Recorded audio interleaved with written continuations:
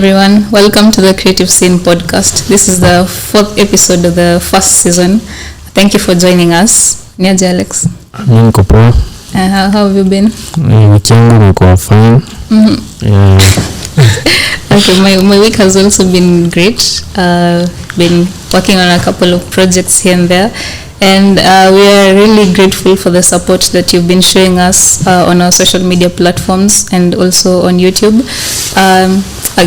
Just to remind you what the Creative Scene is. Creative Scene is a platform where we share creatives' journey, the challenges they faced throughout their career, and how we can grow as a community. So we are here to share opportunities with you. And yes, just learn from each other. Kuja kuteseka huko nje, trying to find opportunities and how to maneuver the creative industry. So today we have an amazing guest. Today we are diving into the game development industry and the animation industry. Today we have an amazing guest. You've probably interacted with his work. If you've watched Kyalo's Pandashuka, the animated video, the guest is the one who worked on that. He's also worked on a couple of other projects with Nairobi National Museum. Yep. Yes, and he's currently working on an open world game which is African inspired. He's a 3D generalist and game developer. Today we're honored to have the one and only Kyalo, the rebel. That's what he goes by. Thank you for joining us. Thank you for having me. You're so honored. I've been interacting with your work on social media. Like, naonanga job yako niko like, hey, this guy is really doing something. So I hate to invite you here because niko sure there's so many people who can learn from your journey and your skills. Yeah, this is really nice because there's been that gap for a long time, and we've been trying to reach as many people as possible, just to inspire guys to get into animation and 3D art as a whole. Yeah, I really appreciate your openness to come and share your journey and your insights and how we can help anyone who wants to get into the game development industry. No problem at all. I'm always good to go. We can do it a million times if we have to. My DMs on all my social medias are always open. Guys can reach out, and guys do reach out, and I've been helping a lot of guys in the DMs. Okay. Yeah. Yeah, because I think most communications inakwanga on DMs. Like, especially if you want to reach out to someone, you just go to their DM. Yeah, just go to their DMs. Yeah. Okay, now can you tell us how did you start to engage into the game development industry? Is it something you learned or you picked up on the way? How did you start? I picked it up on the way. I've been an artist for as long as I can remember. Like, for as long as I can remember, I was always drawing stuff. And I've also been a very technical person from like a long time. I was that kid who used to open electronics and stuff like that. So those were like two very opposite sides, right? Because guys expect if you are an artist, then you're not a technical person. And if you are a technical person into the sciences, then you're not an artist. But I was sort of on both sides. So yeah, in primary school, high school, I was drawing, I was in drama, I was in everything artistic. Okay. So after high school, I went to Campo to do interior design. I chose interior design because I didn't want to do architecture, because there was this idea that architecture has a lot of math, right? And we are always afraid of math. So I didn't want to go do that. So I was like, interior design looks like a simpler architecture. So I went to do that. Did that 4 years, Malizad, and then now in the process of doing that, that's when I got introduced to 3D art. Because in the process of doing interior design, you have to do mock-ups, you have to do the designs in CAD. so that you can show your client and so on. So I got introduced into 3D through that. Okay. We used ArchiCAD, which was a very architectural Software. very basic software, but I always felt like I wanted more. I wanted to create more custom stuff, right? And ArchiCAD didn't allow me to do that. So I just did my own research, and I came across the Kinamaya, SketchUp, 3ds Max, Cinema 4D, all of those. And then from there, it's been history. I've worked in Cinema 4D, then I switched to Maya, then I went to SketchUp, then I came back to Maya. Now I work mostly in Blender. So it's been like a roller coaster of different softwares. Yeah. But I was able to later settle with Blender and Unreal Engine. Okay. Yeah. So yeah, that's like how the technical bit started. So after Campo, I didn't want to do interior design anymore,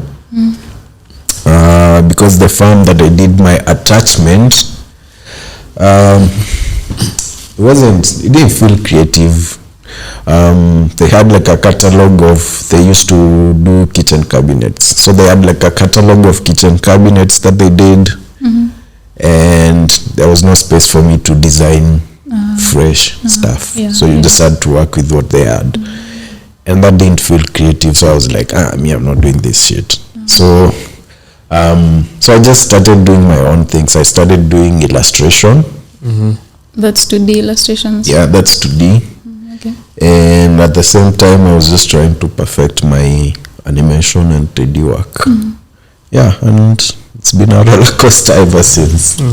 So you mentioned 2D. Why? I've never encountered your 2D work anywhere. Already?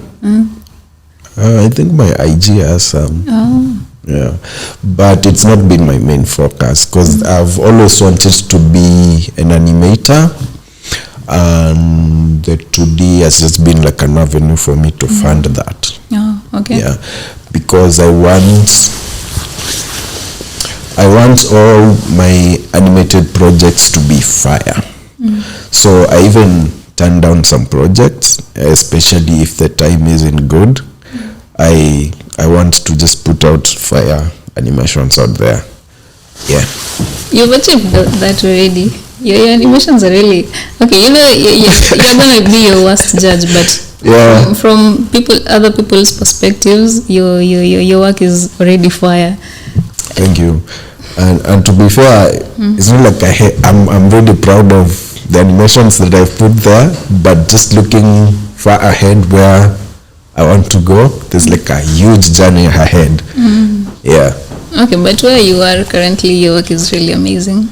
Thank you. In your projects, do you combine the Blender projects with the Unreal Engine projects, or you start with the Blender projects till the end, or the Unreal Engine projects till the end? It all starts in Blender first. Because Unreal Engine is more of a rendering software. So Blender is where most of the authoring of stuff happens. Yeah. So we create stuff in Blender, and then we ship them to Unreal, and then now we proceed from there. Okay. Yeah. Now nice. Let me ask you. You mentioned that you're a 3D animator. No, you're a game developer and a 3D generalist. Yeah. What's the 3D generalist? So now animation is, as you can imagine, is a very complex and diverse field. So a generalist is someone who is able to do everything in that field. Okay. Right? So I can create characters, I can do environments, I can rig those characters, and I can animate them, do the lighting, rendering, everything. In a perfect world, all of those steps would be different departments with specialists in them. But in Kenya, the industry is very young, right? So there isn't a studio that will hire you to come and do rigging, right? right, in Kenya. So you sort of have to do it all. So that's how I started. I just started by doing everything myself, and then I just kept on growing in different fields. Okay, so you'd advise someone not to have just one skill set. Maybe say you're a 3D modeler. Yeah. Unaweza sema you should have a bit of knowledge with other disciplines within the... Yes. It's very important. Even if the end goal is to be a specialist, you need to at least have a basic understanding of the other fields. That way it's easier for you to fit in the team. Yeah. Okay, and still on the same question, doesn't it take up so much of your time? Because I think if you're working on a whole project by yourself, you're starting from scratch, from modeling to rigging to lighting, rendering, it takes more time than working with others. That's true. Okay, to be fair, I'm more of an environment artist who can do good characters, right? Okay. So it's not like I'm super a generalist. I'm more of I enjoy doing environments. But in situations where I can't outsource characters, I'm always willing to sort of do it. I can do it. But under ideal circumstances, I would choose to outsource that. And even for the projects that most of the projects that I've worked on, I've had to outsource character work. And I just find other artists who are willing to collaborate, and we sort of figure it out. If I'm not able to find someone, then there are resources online that you can always buy. Okay. So as we dive into the conversation, could you share about your most notable 3D animation project that you particularly are proud of?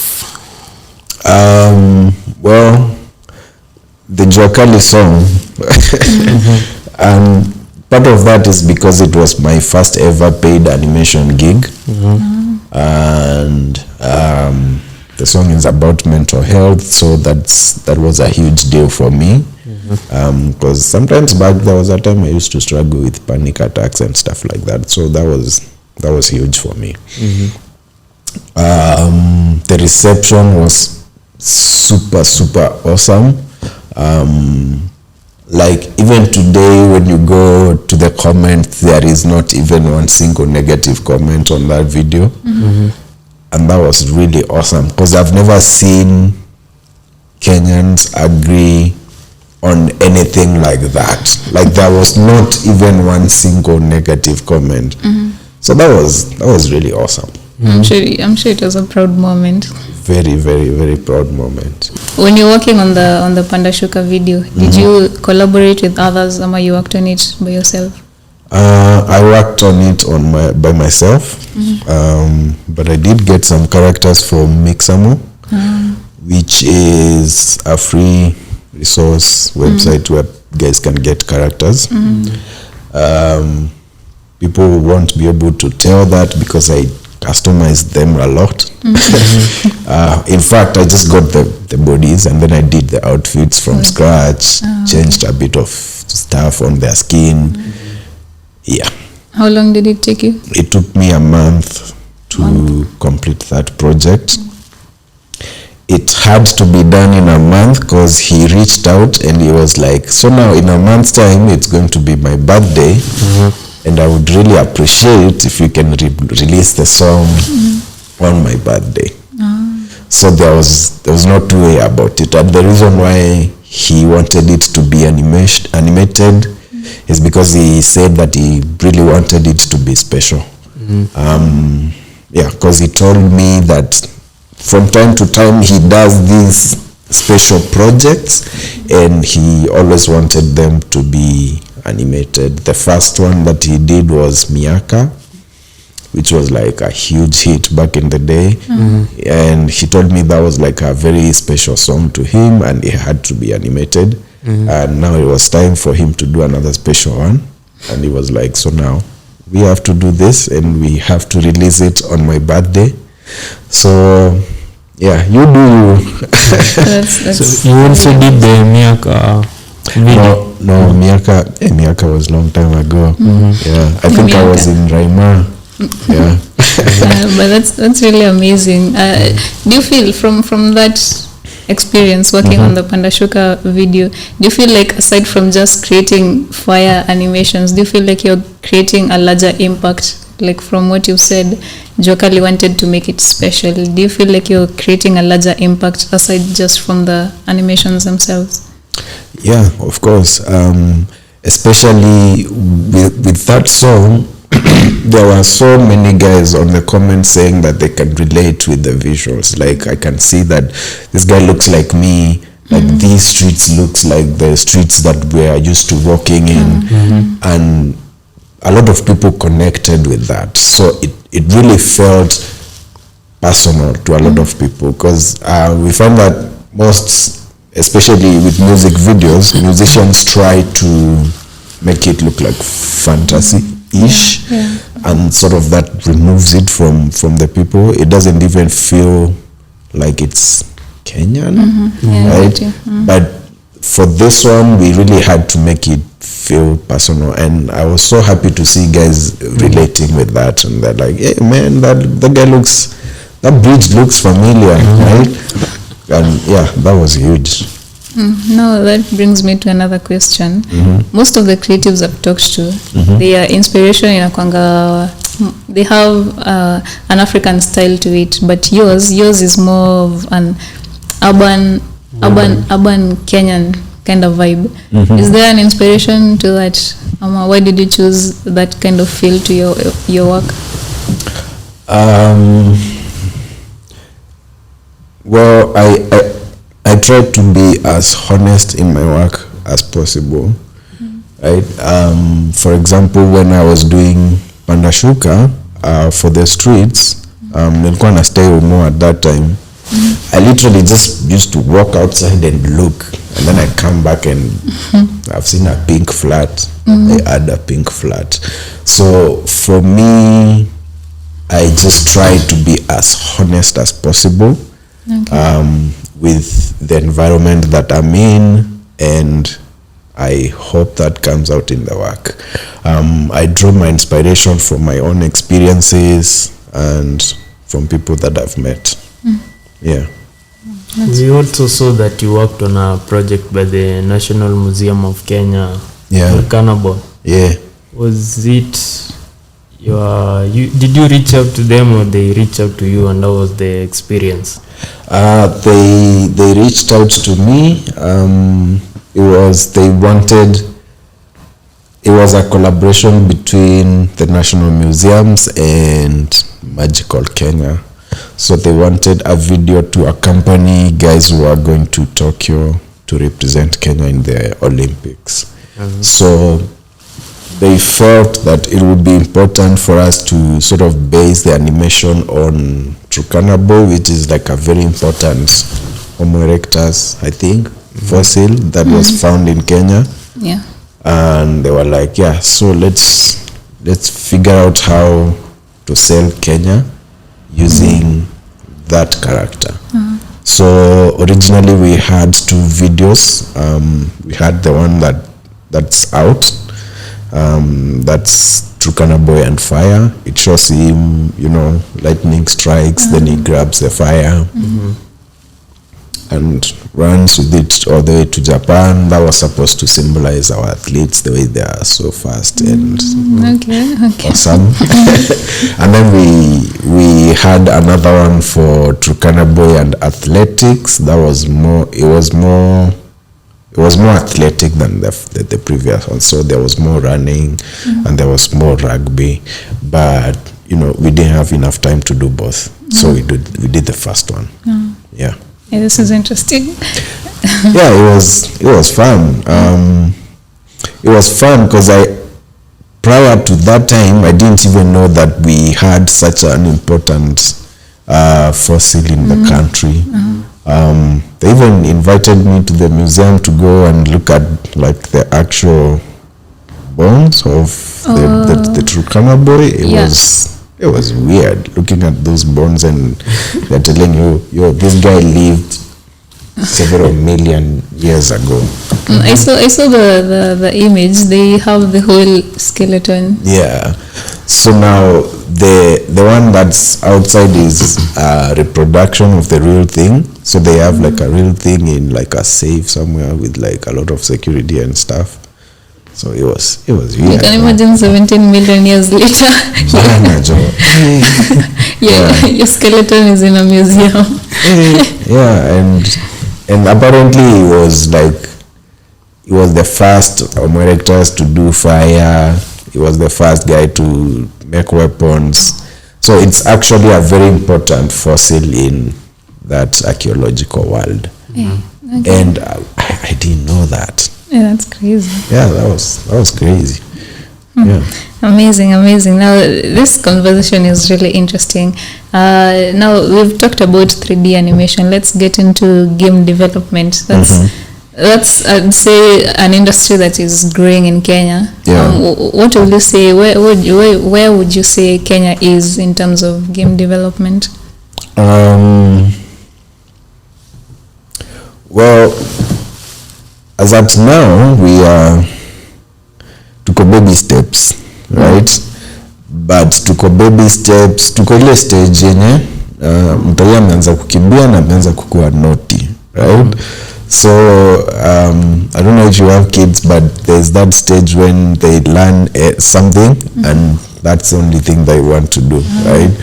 They learn to say a word and everything becomes that word. So I think tuko kwa hiyo step yenye we have developers building games in Kenya, and they are just so fired up, like the future just looks bright.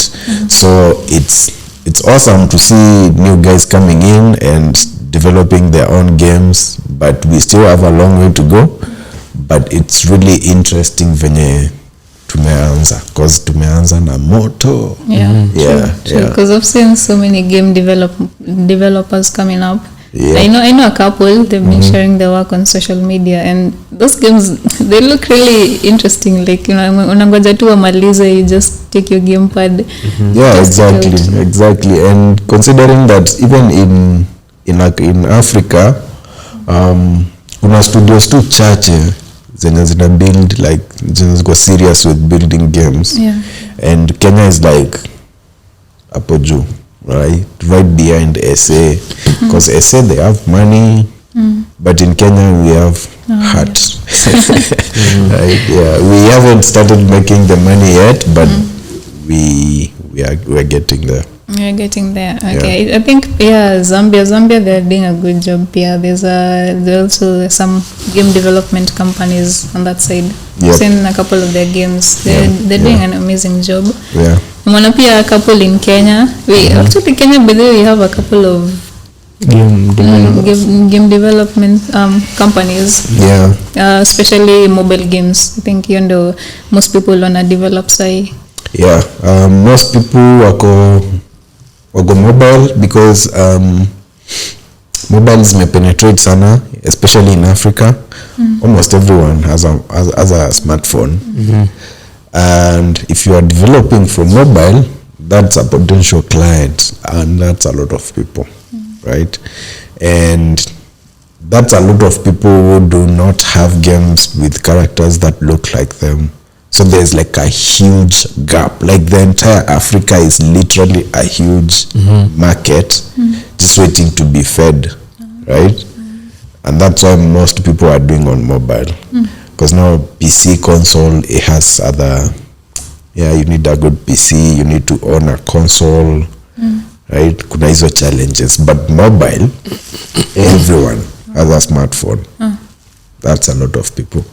Now that we have mentioned the gaming development, how do you come up with your process from the concepts to the design until to the marketing process? Yeah. Usually it depends, because it depends on what kind of game it is, right?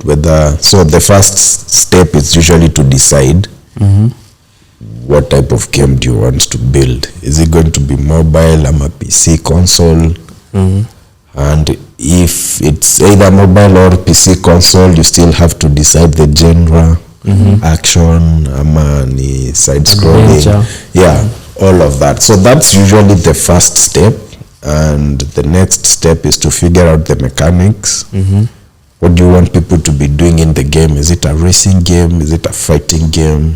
So now once you have the mechanics are everything, right? So once you have the mechanics, now you can decide the art will support the mechanics, the animations in the game have to support the mechanics, and so on and so forth. So you figure out the mechanics first, then now the mechanics will inform the assets that you have to create, right? And after mechanics, now you get to creating. You create a bunch of assets, and then you create what we call a vertical slice. It's like a short playable demo that incorporates everything that the game is going to have, right? So if it's a fighting game, for example, come a Tekken, you create one level, and then you figure out how to incorporate all the moves, all the characters with their individual gimmicks, right, in that one vertical slice. And then now you can use that to fundraise. That is if you're looking to fundraise. Now if you have the money, then you don't need the vertical slice, right? But sometimes guys do create the vertical slice so that they can use that to market. So after vertical slice ni kusonga tu. Because now you have to create the assets. The reason why I'm saying ni kusonga tu, because the next steps usually happen concurrently, right? So like I'm usually on the art side. So when I'm creating the art sides, the programmers are doing that thing, right? But before we get to that, I have to create like a low-level assets that they can work with, right? So I'll create, if it's a fighting game, like I'll create one character, which is not probably a fully furnished character. It's like a dumbing, like sort of like a mannequin, and then now they can use that to continue programming the game while we create the rest of the characters. In our Maasai game that we are working on, we are at that vertical slice stage, and we are actually looking to release it in a month's time, and it's going to be available to everyone to play. And then now we'll do testing with that vertical slice, see what people enjoy, and figure out how to incorporate that feedback in the rest of the production. So that's like a very high level production process. Marketing, stuff like marketing is a whole other beast, but usually most developers incorporate marketing from the word go, by doing what we call devlogs, which is like every time at the end of the day you do a short video, you explain what you've done, and then you just put that out there, right? If guys come across it on YouTube, Twitter, whatever, then they keep following, and we found that people get that connection from watching you build the game. And that's very helpful for most indies. I've seen a couple of game developers just sharing the process. So maybe today wanasema they've created a section of certain video. But now make me understand first, what's the difference between a game development game development and game design? There's a difference. Now a game designer is the guy who figures out the missions, right? From the moment you click play, what happens on screen, and what's that thing, whatever it is that happens first, what is it supposed to evoke, right? Is it supposed to make you scared, right? If it's an horror game, it's like supposed to shock you or something, and then from that, what next, which mission goes next, and so on and so forth. Okay. That's the same person who figures out the difficulty of the game. Like, for example, From Software, their games are known to be hard, right? So there's a guy who has to figure out how hard does the games need to be. That's the person who figures out progression in the game. Like, how do you progress in the game? Do you start with mediocre weapons and then you upgrade your weapons as you move on? Okay. Is it going to be one weapon that you keep upgrading, or you can just keep buying weapons, right? And so on. So that is the game design. Now, game developing is now the actual process of building assets, putting them in the game, coding stuff. Yeah. So that's like the difference. So in the process, do you sometimes import the characters, or you design the characters from scratch? It depends, but in most cases you have to design the characters from scratch, because each game will have different requirements for characters, right? For example, if it's a Star Wars inspired game, the characters will look completely different from our Maasai game. Yeah, and in that case you just have to create them. Yeah, there's no way you're going to get a Maasai guy and import him. Yeah, so to design the whole character. Yeah. What's insect? Yeah. Now, you mentioned a really interesting thing. You're working on an open world African game, right? Yes. Now let's talk about that. That's really interesting. I want to know more about that. Well, still under development, so a lot of stuff is still under NDA. Okay. But it's a Maasai inspired game. So our main character is going to be a Maasai warrior, and there's a story. The story is about poaching. So there's like a huge poaching ring. Okay. In like the entire Africa. Right? So the big bad is somewhere, I'm not going to say the country, but it's not in Kenya. Okay. And there's like a huge ring that's like operating in Africa, poaching animals, getting ivory, leopard skins and stuff like that, and selling it wherever they do. So it all starts in Kenya, where a bunch of poachers attack a bunch of elephants near this guy's village.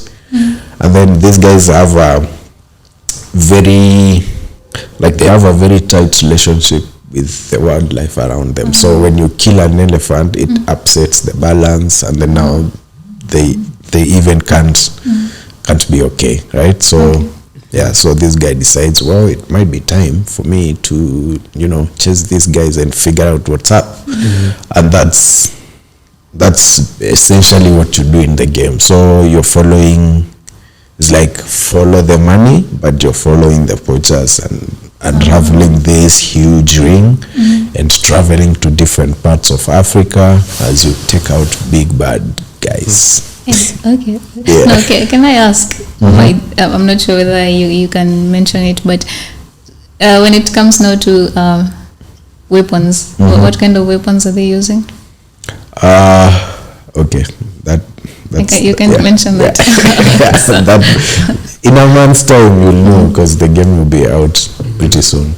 Yeah. Okay, that's really interesting. Now, from the pipeline that you mentioned, how you develop a game from scratch, it seems like it takes up a lot of time. Is it possible for someone to do two things, like game development and something else, or it's something that you have to dedicate all your time to it? Because I know a game developer whose his whole life ni develop game yake. He can't do anything else. So is that the same case with you? You see, now the problem that we face is we don't have any sales already, so we don't have a budget, right? So we are funding it ourselves. So that means we have to have another job, whether we like it or not, right? Okay. And as much as it's a sticky situation, but we just have to. Under ideal circumstances, we would have to focus on it 100%, because it's very involving, just like you mentioned. But yeah, we just have to. So I have my own personal practice that I do the animations and illustration, right? Okay. And even the programmers that we are working with, they have their own thing. So we do this during our free time, and when we have to buy stuff, we sort of pull resources together and buy it. So we did win some money from Ubisoft sometimes back. Okay. And we used that to buy gear. So we bought ourselves nice computers and stuff. But apart from that, we are funding everything ourselves. So we just have to have another job. Yeah. And in Kenya, gaming is a developing apartment right now. Yeah. A platform. So there's conferences, events taking places. Have you attended any of the events, and have they influenced your experience in the gaming development? Well, the events that we've had, we always show up.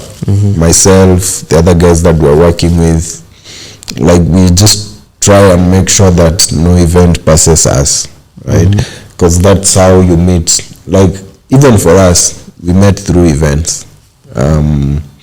And we sort of somehow connected. So that's how you meet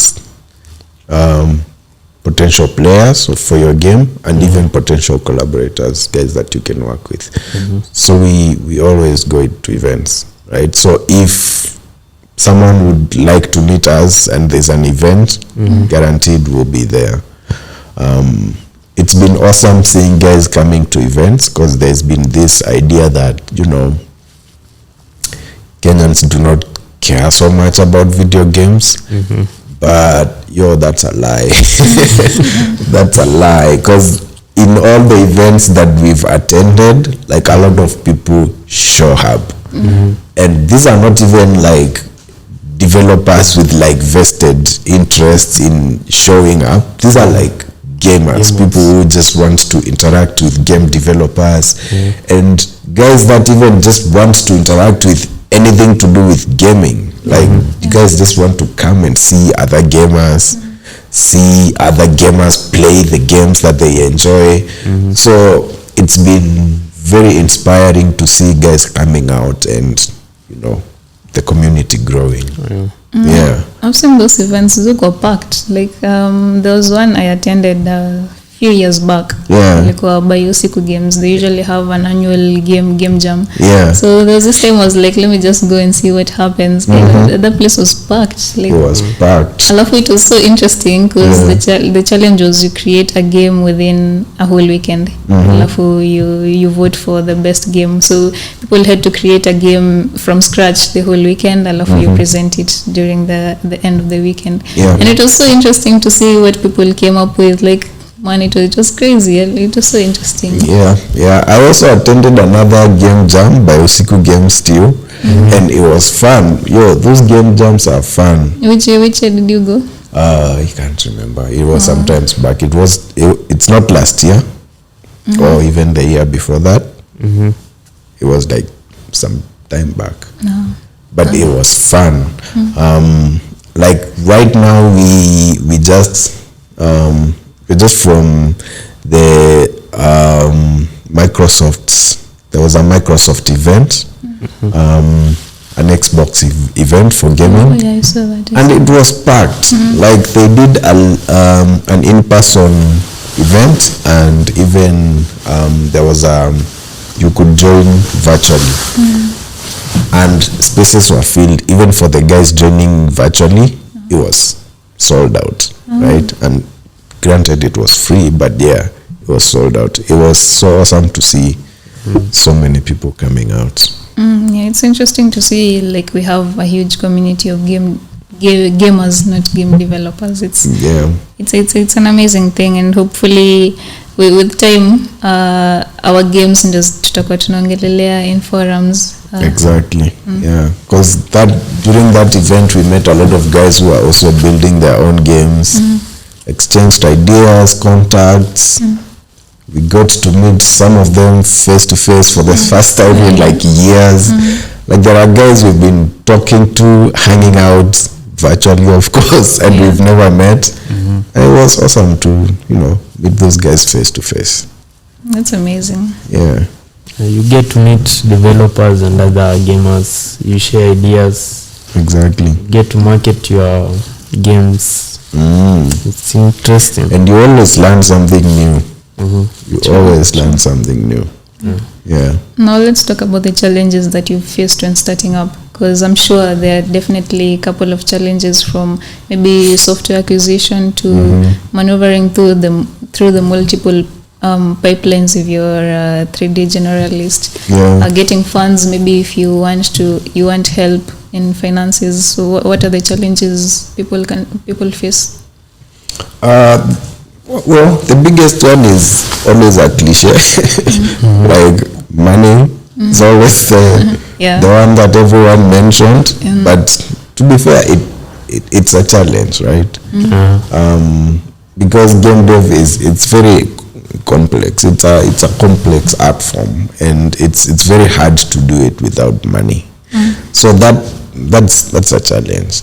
But one of them biggest ones, it's been lack of information about game dev and how to build your game and all of that. The good thing is that we have now internet, and you could always reach those guys in Hollywood making those big games.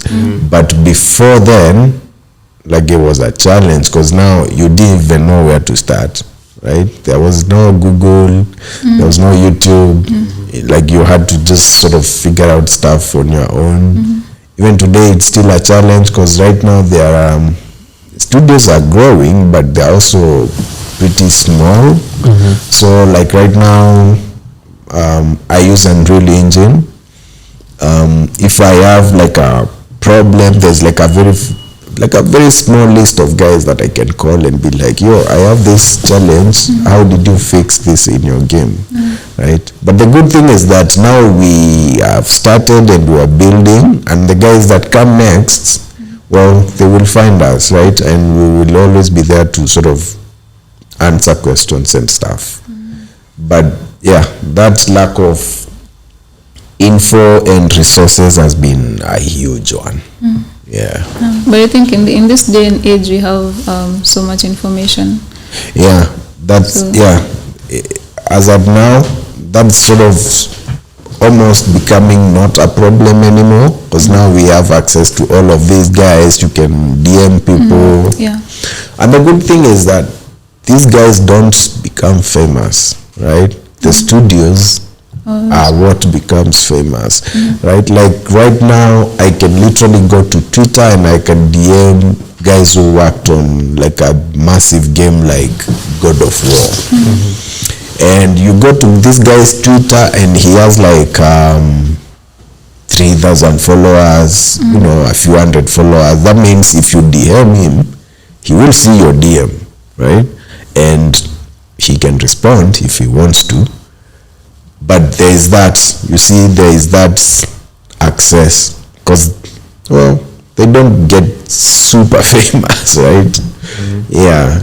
Also, it's because that, a game is being built by 1,000 people. Not all of them are going to be famous. Sure. Yeah.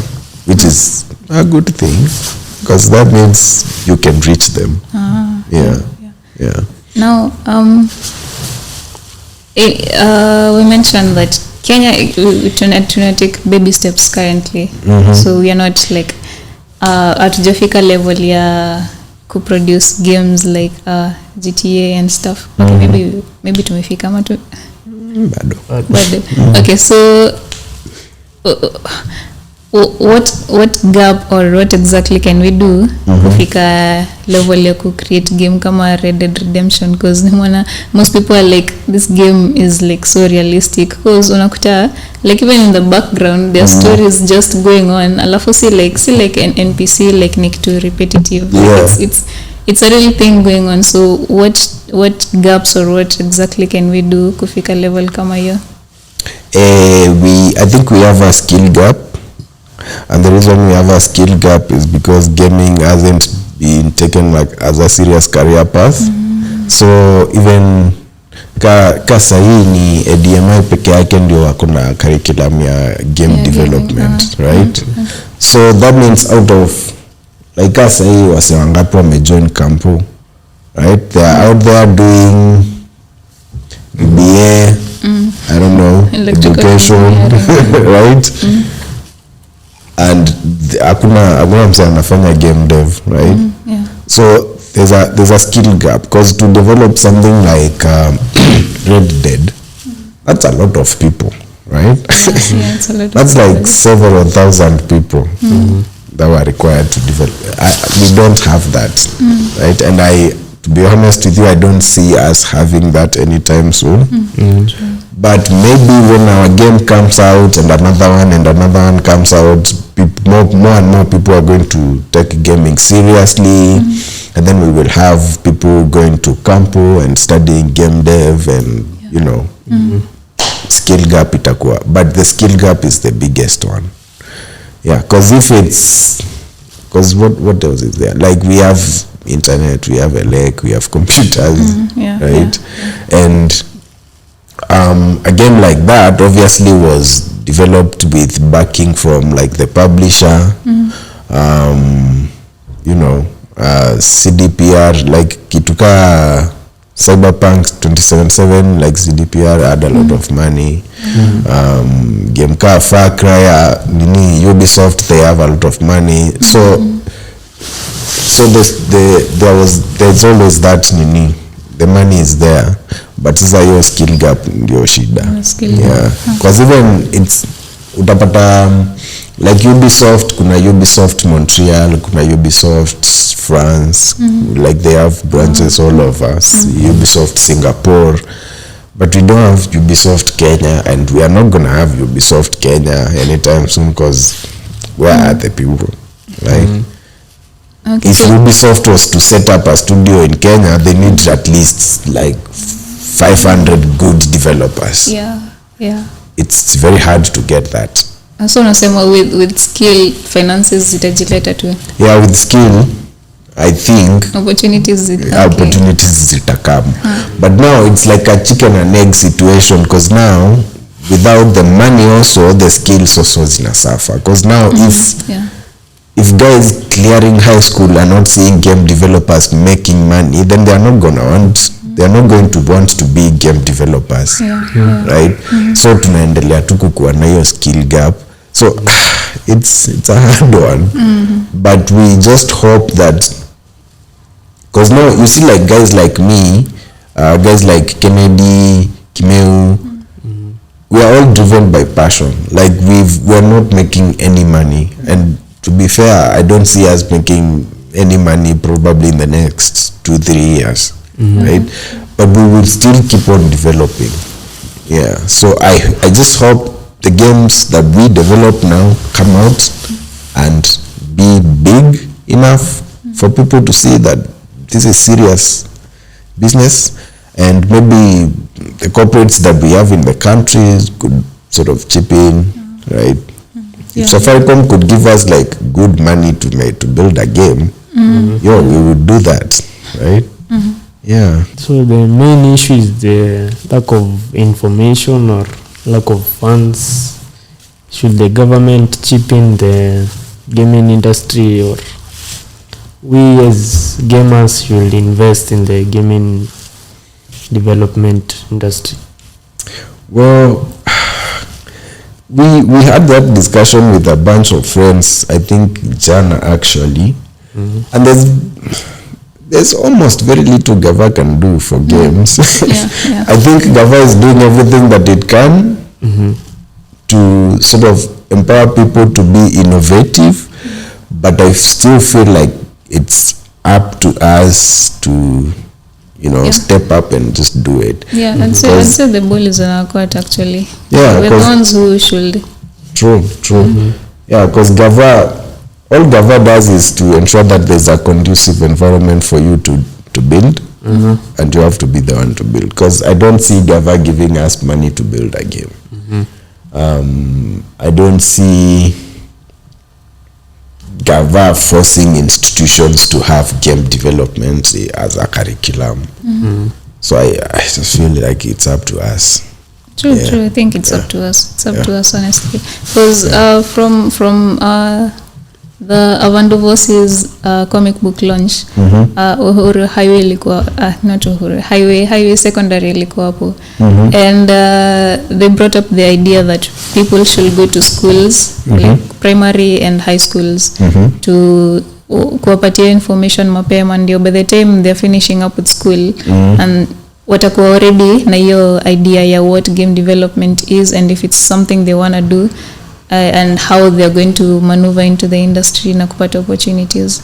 Yeah, that's true. And I feel like with internet and social media, we are sort of kind of achieving that kwa mbali, because like ka mimi when I was clearing high school, options za kwenda kufanya anything campus ilikuwa chache. It was like because now for me, like I was an artist. It was like either go do architecture or fine arts or interior design. That was all. Yeah. And that's all that I knew that I could do, right?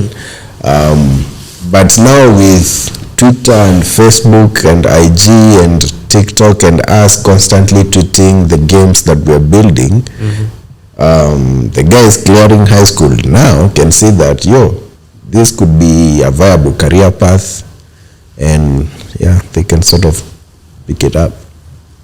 Yeah. Right. Now, another question. You're creating a whole game isn't an easy task. Alafu it's a huge process na ina take up so much space. That is so. Nini exactly mtu anahitaji to start up? What kind of machines do you require? What kind of storage devices do you use? Because nananga game development companies, they have these server rooms. Just nakwanga zani exactly. So and also the softwares. Well, like I said in the beginning, it all depends on what kind of game you're building. For example, kama unajenga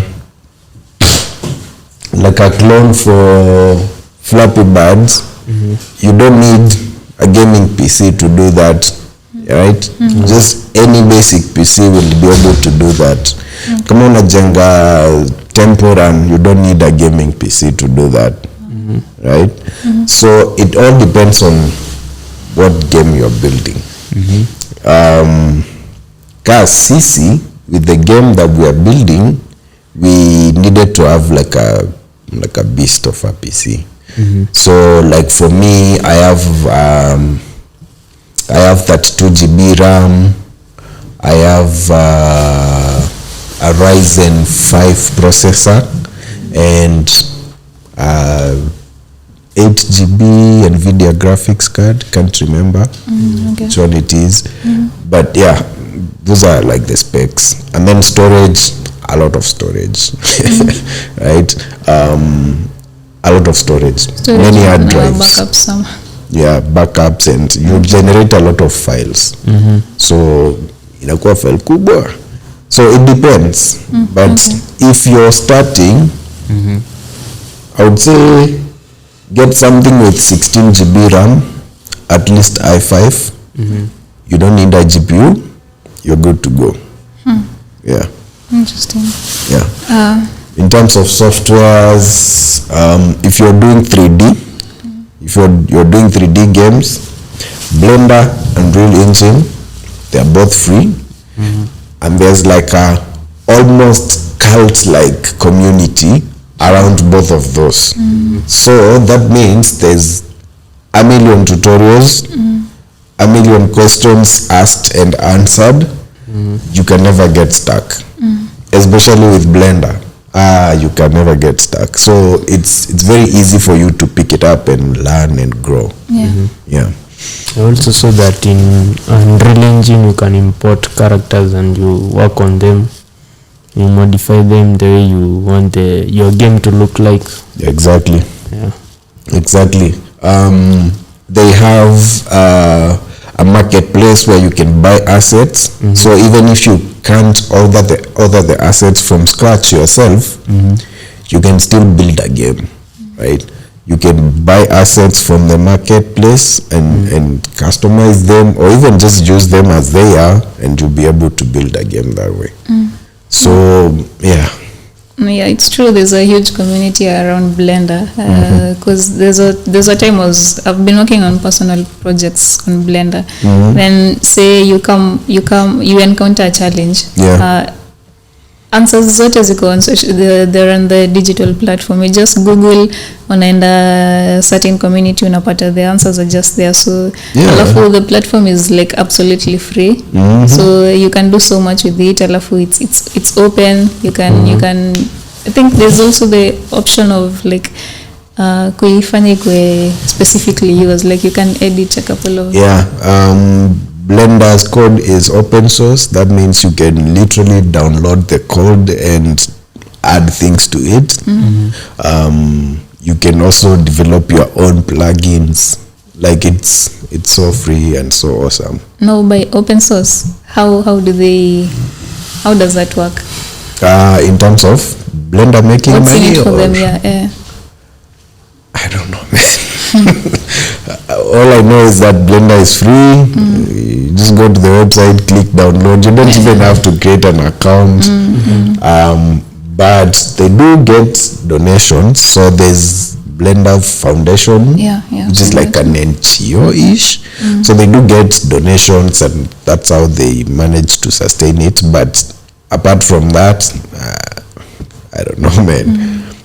But the guy, the founder, is like a rebel of sorts.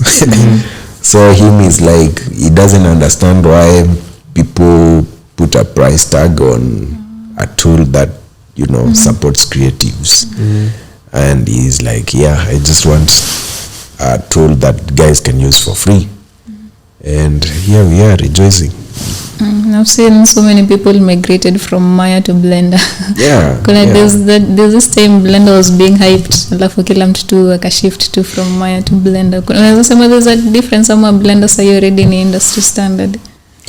Honestly, I think because that industry standard conversation is very weird. Because the reason why Kina Maya and Cinema 4D are still holding on is because these big studios, they have guys who've been working there for 10 years, and those guys have been working on Maya, right? So those guys want to hire people that they can train to use Maya and those other industry standards.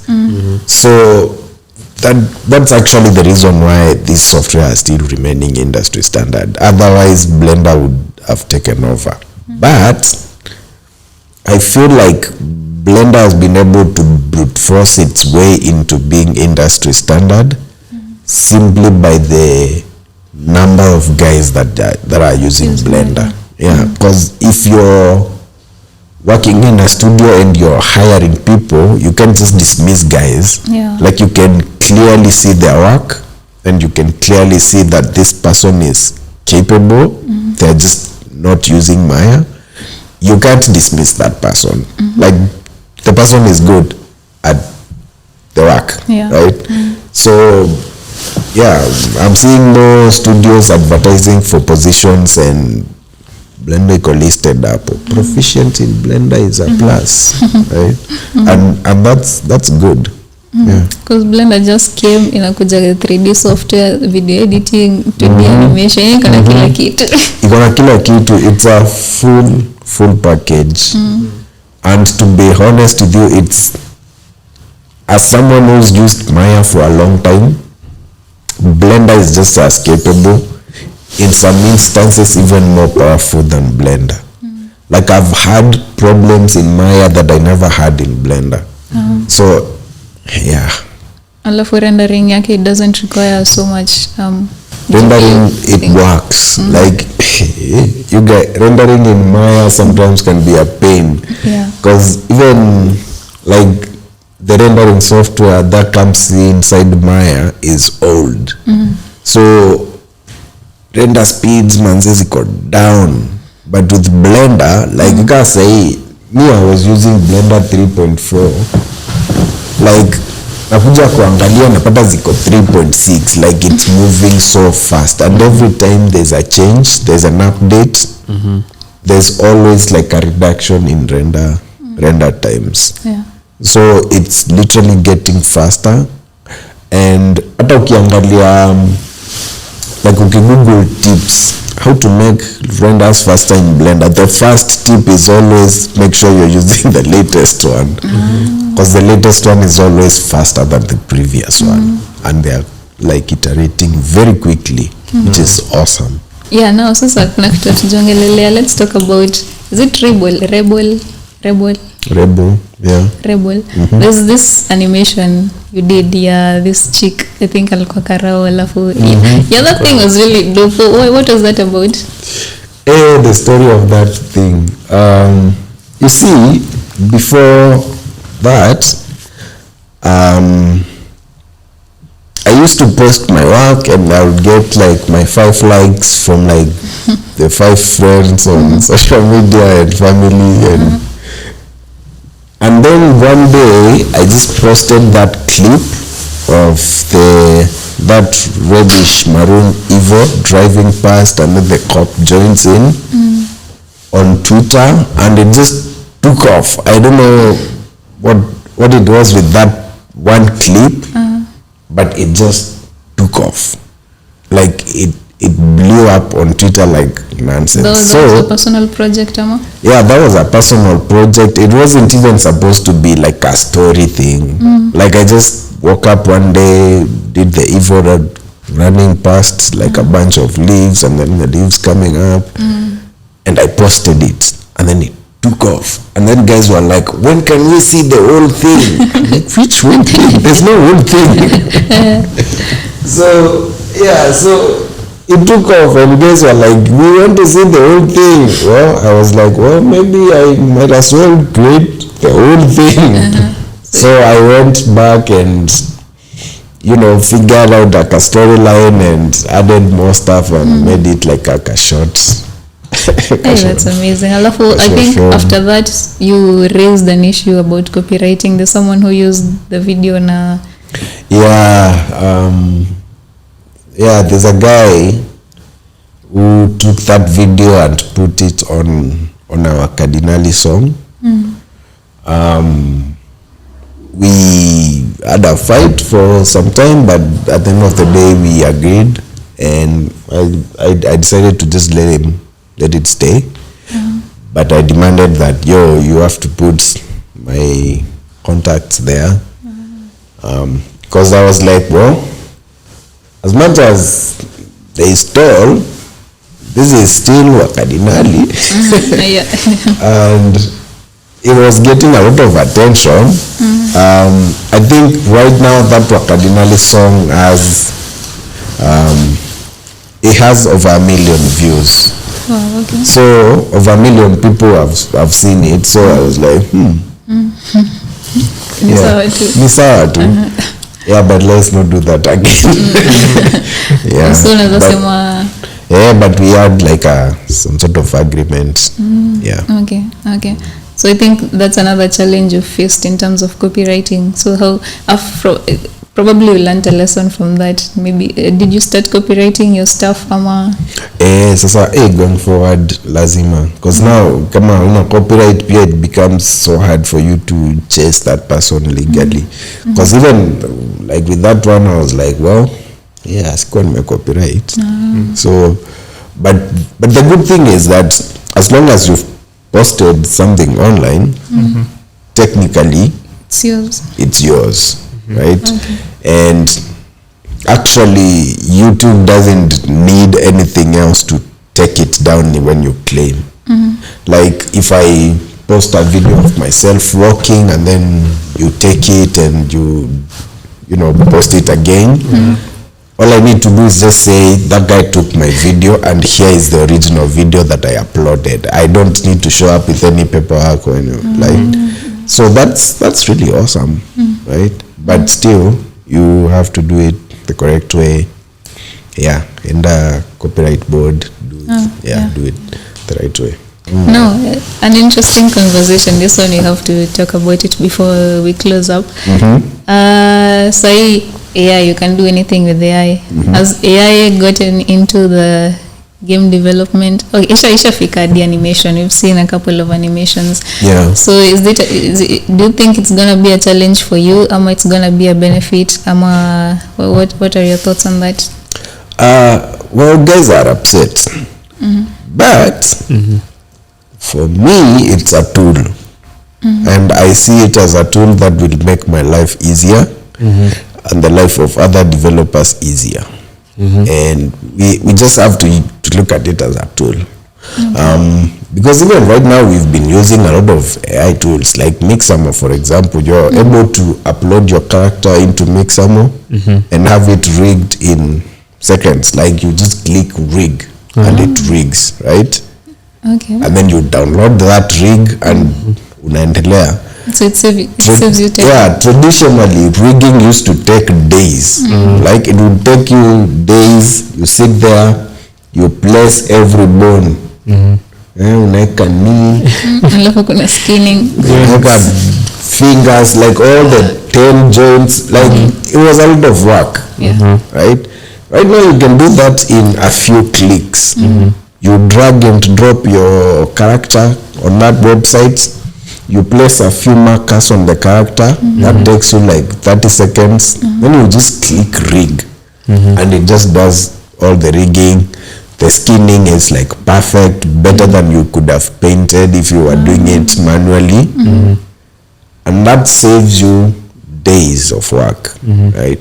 So, yeah, me, I'm not afraid. I'm going to use AI as a tool and have it, you know, make work easier for myself.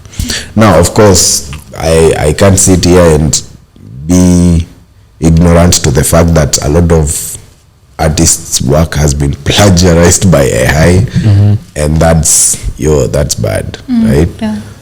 But it's here and it's not going anywhere, right? We can't roll back that progress. It's progress that we've made. I think it's time for artists to just make peace with the fact that, well, we've been played, but now we have this tool. So what do?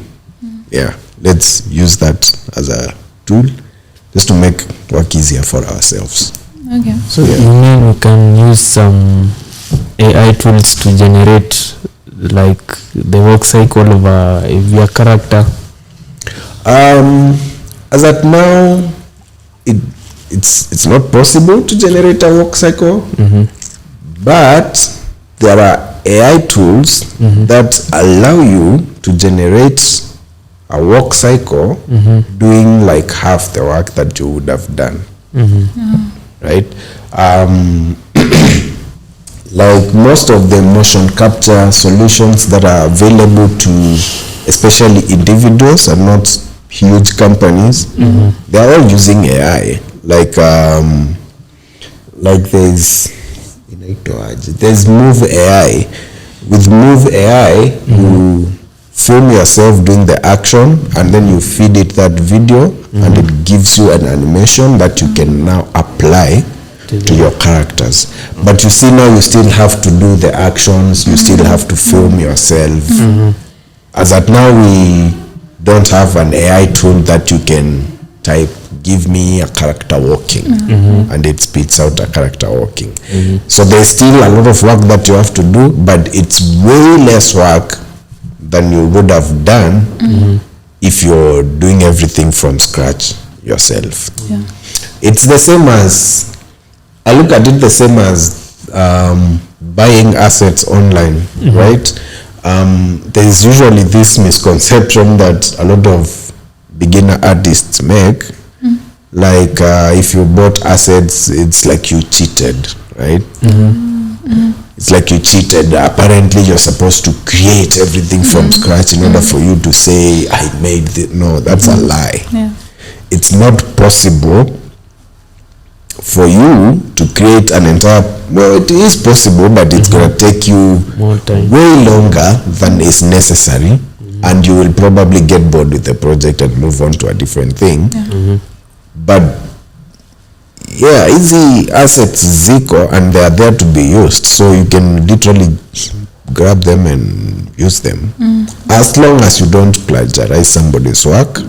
As long as you customize it and make it fit your project, there's no problem. Yeah, you don't have to sit there having to say, I have to create everything. No, it's just going to take you way too much time that you would have used doing something else. I don't know why people shame away from using buying assets or even using templates, because unaweza kuta mtu they've designed something alafu mtu anakuuliza you designed that, but in real sense you actually use the template. That's why you can't sijui why people kwanga like yeah, because it's not like the template is free, and it's not like the template, like you can't grab a guy from the streets and give them the template and expect that they'll be able to do the same thing. The template still takes a lot of skill to be able to use, right?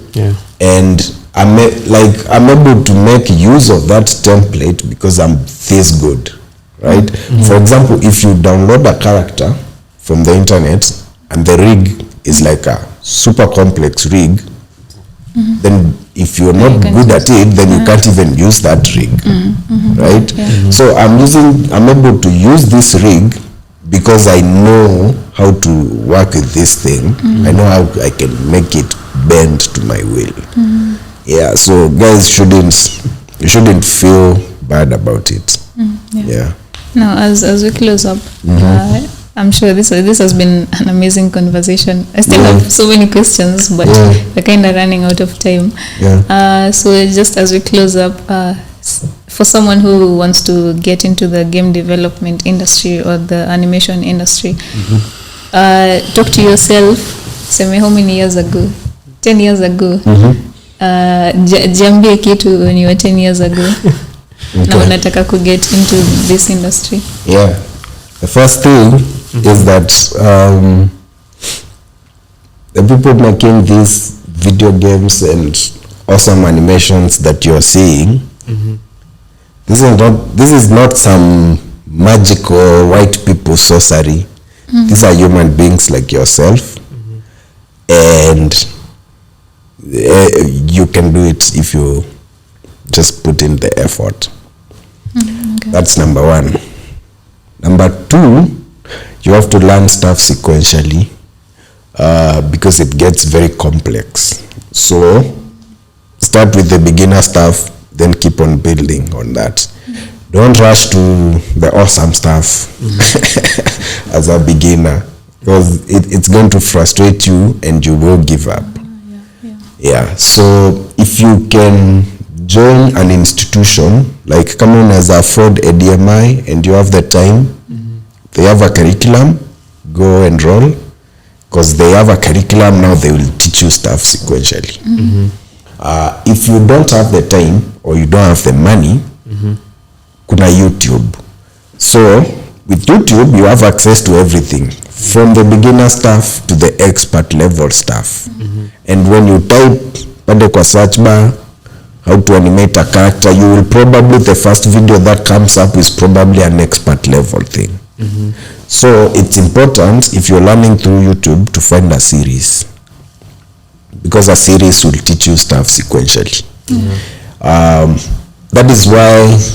That's the reason why Blender Guru, that donut series, The donut. that's why it's doing so well, because guys are learning with that. It's so helpful because inakufunza sequentially, and then you keep on building on the skills that you learn. Stage from stage. Stage from stage. You're a smart guy. You're a smart guy. This conversation has been really insightful, interesting. I still have so many questions. Maybe hopefully we'll schedule another podcast session with you. Kabisa. We are really grateful for the time you've spent with us. Najua kukwambia ukuje huku Saturday asubuhi. Yeah, it's fine. It's fine. Yeah. Okay. So hopefully people watching wamelan a thing or two from you. And we are really looking forward to what you have in store for us. Yes, like I said, we have that game coming up, and I've been working on another animated film, a short film, not 2 hours. Yeah, this one is now intentional. It's not like that one where guys were asking, where's the whole thing? Now this one is like there's a whole thing coming. So I will also be releasing that, next few months. I don't have a date as at now, but it's like 80% done. So it's coming soon. But yeah, guys, look forward for the game. That is like a huge thing that I'm super excited to share. The game already sounds interesting, like idea yenyewe tu. And I'm sure the coming film pia itakuwa idea tu ingine crazy, so we're looking forward to that. Yeah, we try. So we try. Okay, we do it the right way. Yeah. So thank you so much for your time. As we end up, Mr. Kennedy, how can you get your socials? How can we connect with you on your social media accounts? Nico IG, Kennedy_artists. On Twitter, Kennedy_artists. But the name is Rebel in Chief. Yeah. So I'm more active on IG and Twitter. More active on Twitter compared the two. But my Facebook is pretty much dead. LinkedIn not so much. But IG and Twitter, Kennedy_artists. Let's engage. DMs ziko open. Let's talk gaming, animation, anything. Yeah, amazing. Rebel in Chief, thank you so much. Thank you. This has been the creative scene episode 4. Episode 4. Yes, season 1. Thank you so much for watching. Make sure you follow, like, and subscribe, and also follow our social media accounts at Creative Scene Kenya. Thank you so much. Bye.